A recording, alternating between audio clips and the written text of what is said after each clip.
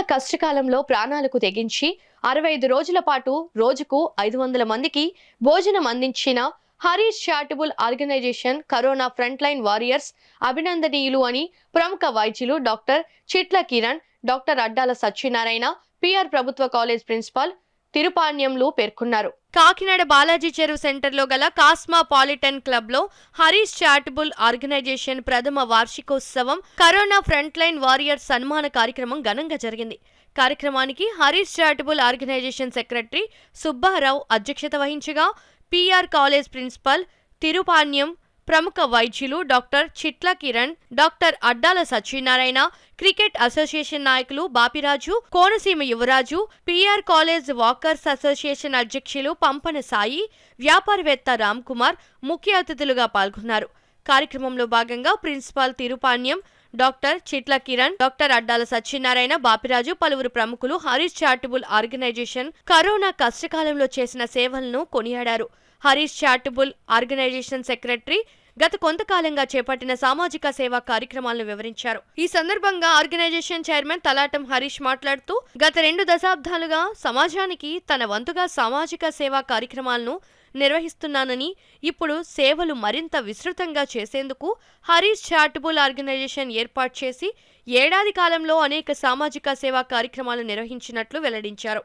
అనంతరం corona front line warriors Pattabhi, Murali, Rajesh, Subbarao, Srinivas, Prasad, Sivasai, Harish sports Srinu, Sasank, Govind, Suresh తదితరులను అతిథుల చేతుల మీదుగా ఘనంగా సత్కరించారు.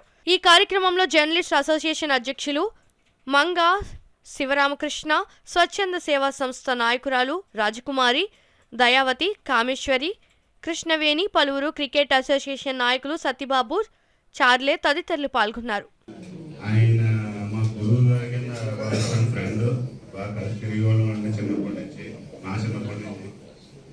ఆయన సేవల నుంచి క్రికెట్ ఆడుతూ ఆయన చూసి నేర్చుకున్నామండి. అలాగే ఆయన సేవలు చేస్తున్నప్పుడు మేము ఆయన చూసి నేర్చుకున్నాం. మా టీము రాజేష్, కృష్ణమోహన్, పటాబీరు ఆయనకి ఈ కరోనా టైంలో చాలా ఉపయోగపడ్డారండి. వాళ్ళ ముగ్గురు మా టీంలో మొత్తం చాలామంది హెల్ప్ చేశారు. చాలామందికి ఇవాళ పుట్టినరోజు సందర్భంగా ఇలా అందరికీ సన్మానం చేయడం చాలా సంతోషంగా ఉందండి. రావు గారి గురించి చెప్పట్లేదు. ఎప్పుడు కాలేజీలో ఎప్పుడు అలా తిరుగుతూనే ఉంటారు, లేదో వర్క్ చేద్దాం అని. దాని ద్వారా మన ప్రిన్సిపల్ గారు చాలా గొప్ప విషయం అండి. ఆయన ప్రిన్సిపల్ గారు ఎప్పుడు చూడలేదు. ఎందుకంటే ముందు నేను కాలేజీలో చదివిన ఈ ప్రిన్సిపల్తో ఎవరితో టచ్ ఉండేది కాదు. ఈయన వచ్చాక అందరినీ ఫోకస్తో ఇలా ఉండాలండి, ఇలా గ్రౌండ్ బాగు చేసుకోవాలి, లేకపోతే మనం ఇలాగ మీరు గ్రౌండ్ డెవలప్ చేసుకోండి, లేకపోతే నేను చేస్తాను. ఈ చేతిలో చిన్న వర్క్ ఉన్న అవసరం అయితే ఈయన అమౌంట్ వేస్తారు. అప్పుడు అలా చాలా తక్కువ ఉందండి. అలా చేసే ఈయన ఇవాళ చేయగల చాలా చాలా బాగుందండి. ఆయన వల్ల కూడా మేము స్టేజ్ కట్టామంటే ఆయన వల్లే కట్టామండి. అసలు లైటింగ్ అన్నది నా ఇంట్రెస్ట్తో చేయించాను, స్టేజ్ మాత్రం ఆయన ఇంట్రెస్ట్ గురించి నేను చేయించానండి.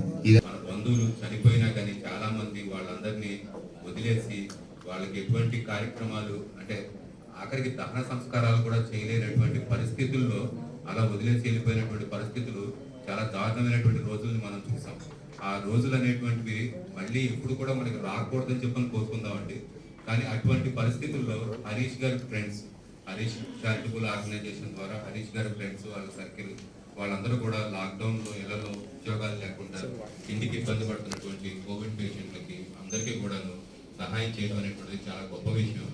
అందరూ తలా ఒక చేయాలిస్తేనే ఆ విపత్కర పరిస్థితుల నుంచి మనం బయటకు వచ్చాం. ఆ పాండమిక్ కోరల్లో నుంచి బయటకు వచ్చాం, కోవిడ్ కోరల్లో నుంచి.